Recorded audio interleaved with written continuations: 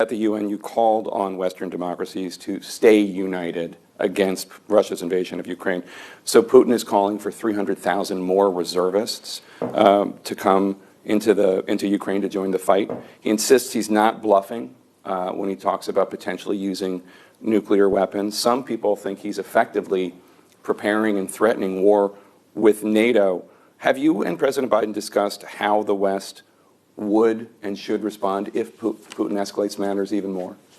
Well, first of all, the reason Putin is doing this is because he isn't winning. He made a strategic mistake invading Ukraine. And I think he has been outsmarted by the Ukrainians. We've seen the Ukrainians continue to push back against the Russian offensive. And I think he didn't anticipate the strength of reaction from the free world.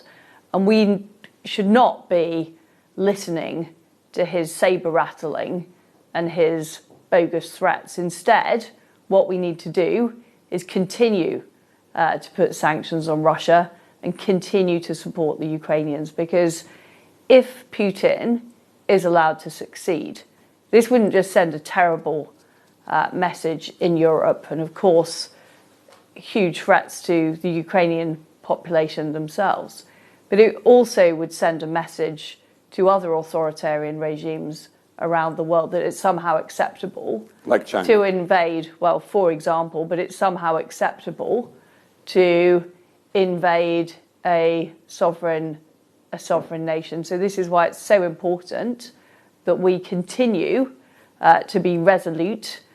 We don't listen to the saber-rattling that we're hearing from Putin, and we continue to back the Ukrainians to the hill. And that's what I'm determined the United Kingdom will do. I know President Biden is absolutely committed from the US point of view. We've worked closely with our American allies, with the G7, and we will continue to do so until Ukraine prevails.